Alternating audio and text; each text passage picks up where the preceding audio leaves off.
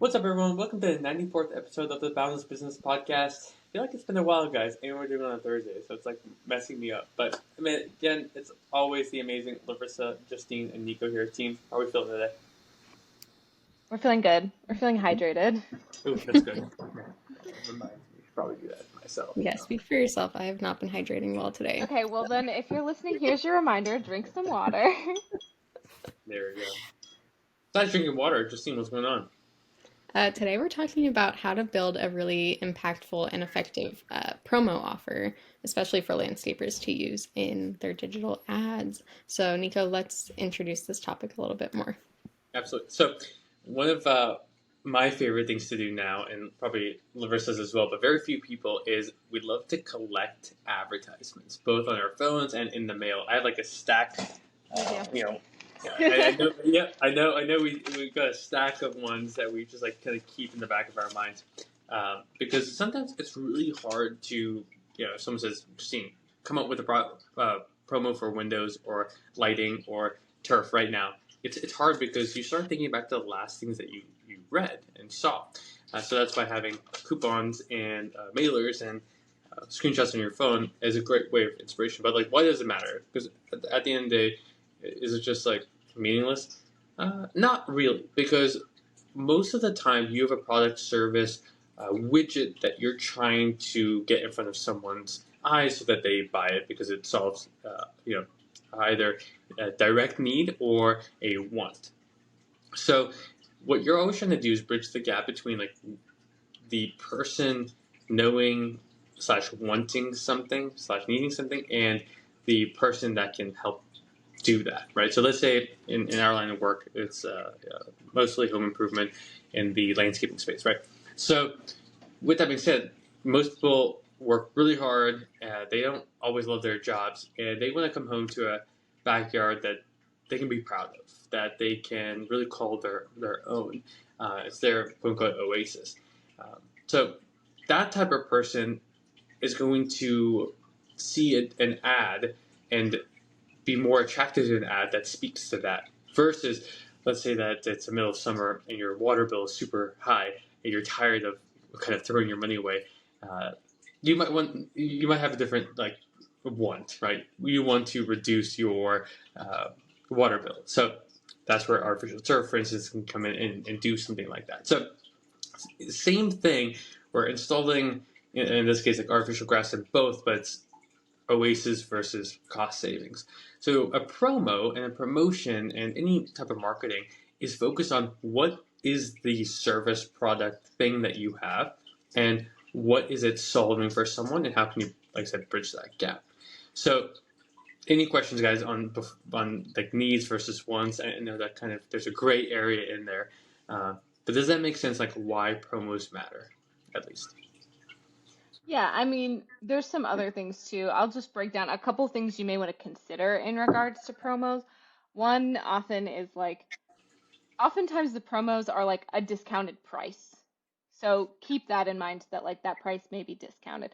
Sometimes the discount is like a discount, and if you're listening, I guess that's not super helpful. Like an air quotes discount, like a not real one, but one that the price gets increased somewhere else in the product. It could be on the installation, it could be artificially inflate the price, then reduce that discounted amount. There's a lot of different ways to put that discount. Some are true, genuine discounts, and there are discounts to pricing, but just keep in mind there's a lot of different ways you can structure things in addition to like your phrasing and whatnot. You can structure it just so that it's a big flashy number, something that gets people's attention. That's something that can be really impactful as well. Other things, that are important to keep in mind, Nico, you touched on this too, is like timeliness. How does that have to do with is it going on for 2 weeks, for 2 months? Is it tied to an upcoming holiday? Is there any sense of urgency from that time cycle in that promo and in that offer that you're offering? Because sometimes people will say, oh, we're running a huge Labor Day sale, everything is 50% off. Yeah, Like, we've all that's a big one you'll see. Yeah, and you'll see those around the major holidays too, right? Like, Black Friday is coming up, so like you're probably going to see ads all over the place promoting Black Friday. You might see Christmas, but you're probably not seeing Labor Day specials right now in November, December. You're probably not seeing spring or summer promos anymore. So it's all, like we said, tied to something. So holidays, events, like those are really big key ones.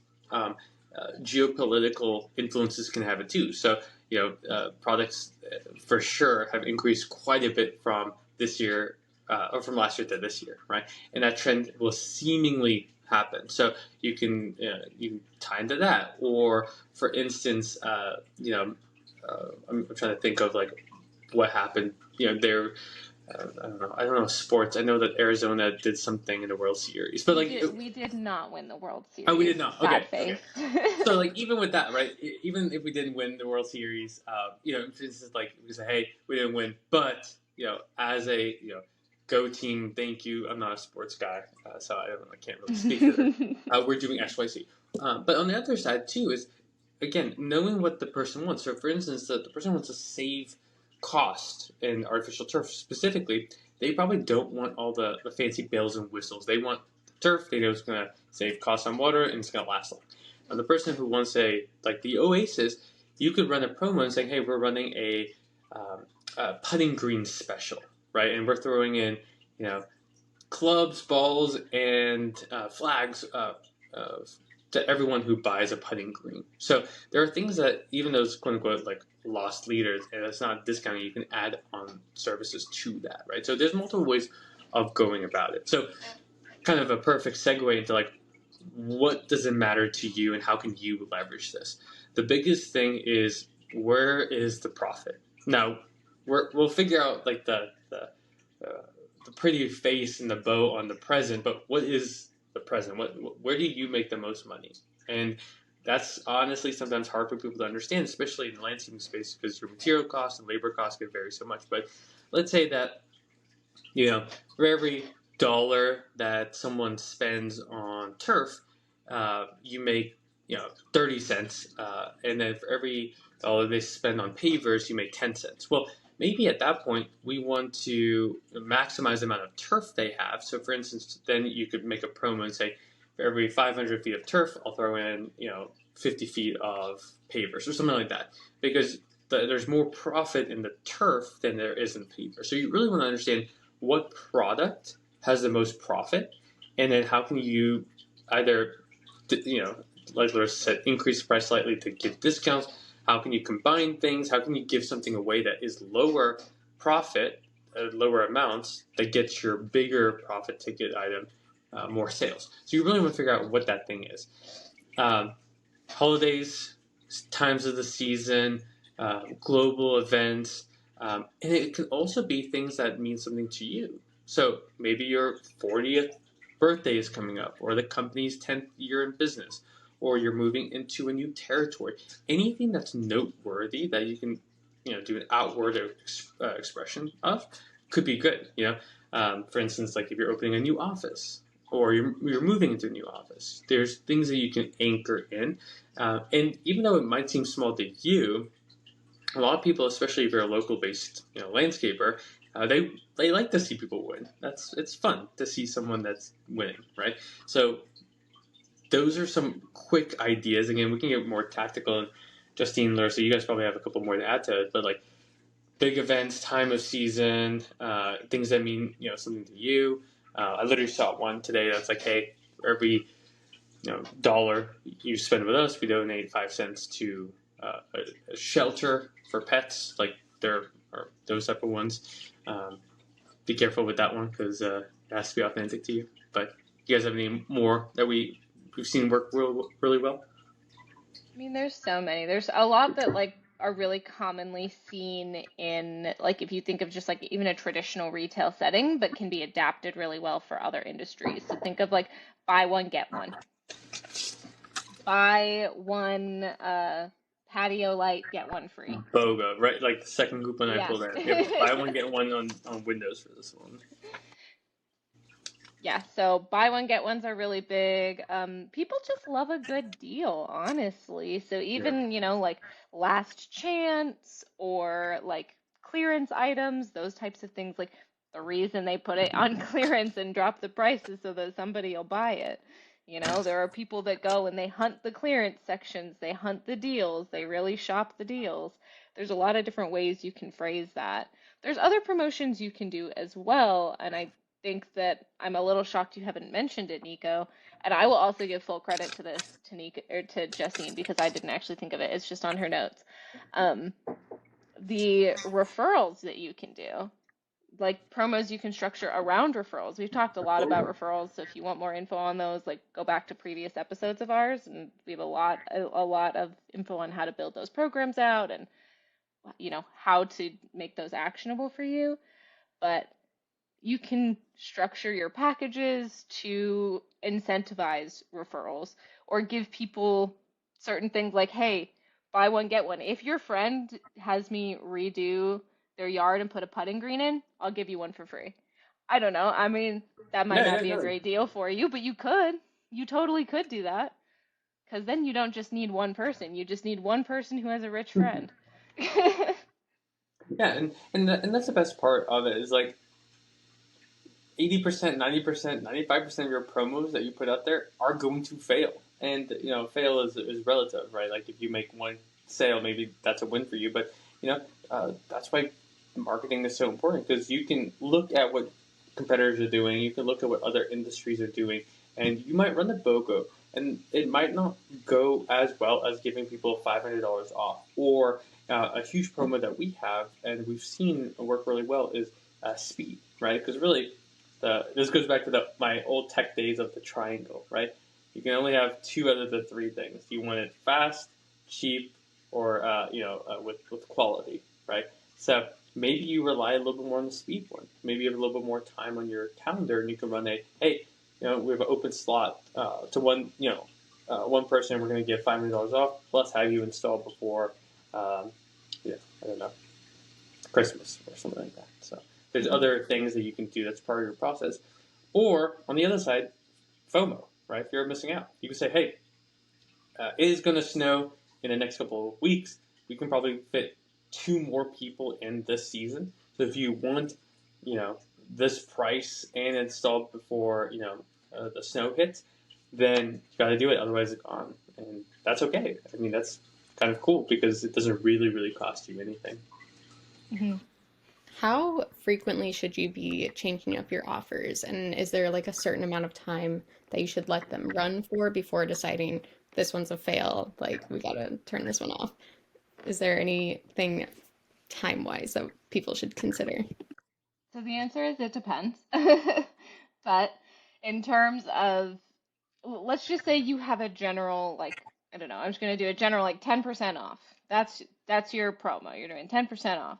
You can tie them to a time period. If that one works for you, you could just run that as long as you're making money on it, you should milk it, right? So Comma, I comma, comma, comma. You need to change it up because otherwise you don't want to be the person that always has a 10% off because we know brands that it's like I know that Nike outlet always has a deal. So like why would I buy from Nike regular and I can just do outlet?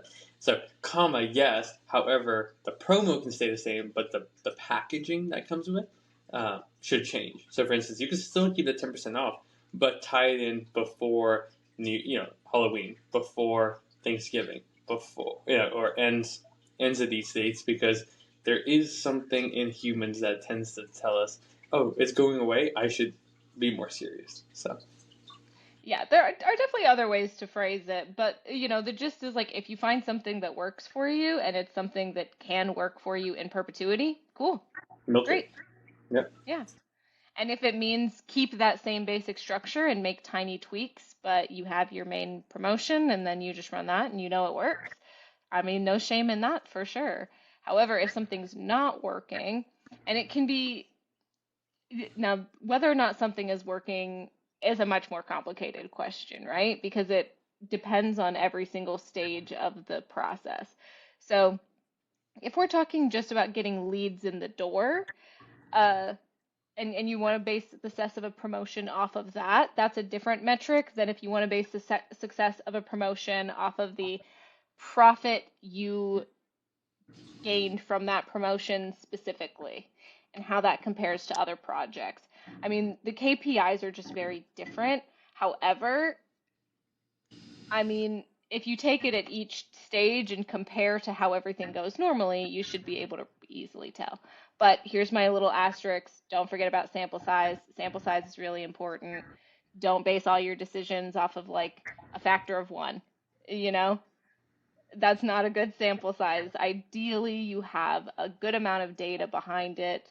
Um, and I mean, if you spend, let's say, $2,000 or $3,000 in ad spend on the front side to, let's say, get, I don't know, 50 leads, and then if from those 50 leads you're able to get, let's say, 4 closed deals out of it.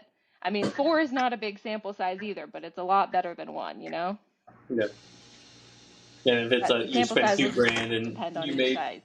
you made $5,000 per job in this case, you made $20,000. 10% is for marketing costs, not super bad. So, yeah, you kind of, to really understand that question, A, you need sample size. You need good sample size. Don't make a decision off of small numbers. On the front end of your funnel, you need like numbers in the thousands, meaning thousands of dollars possibly spent, uh, hundreds of form fills. You need big numbers on the front end to have enough sample size on the back end to be able to tell, was this a profitable offer? Yeah. And if you have questions, email me at nico@bouncemedia.com. I can go into more depth because every single service, product, niche has different intricacies. And there's no like one set number. It's like, oh, you just spend, and like Larissa said, anything under like $1,000, $2,000 is just like not worth it. If you have a couple $100, like I hope you win. Don't get me wrong. Like I hope that you can do really well, but odds It's just are not that sample size, it's just not enough. not enough data. So Cool. Well, is there anything else we wanted to tell our audience before we end it off? we do talk a lot about like ads and advertisements and like how to do it via that medium, but you can still do it organically, right? So if you have a list, especially now that things are slowing down a little bit during the winter, text them with these promos, right? You have contact information. Any customer that you've ever had, you probably have their contact info. Give them a call, see how you can serve them, and from there, I mean, the biggest thing is just like test. I know half of our podcast is just saying that. So either find a partner that has already tested and knows those works, or put in the elbow grease to test and see what's going on with your niche and which offer will work. So, Sweet. Well, I think that covers everything then. Love it. Well, if you guys need anything else, please let me know. Team, it's always been a pleasure, and we'll see you guys soon. Peace.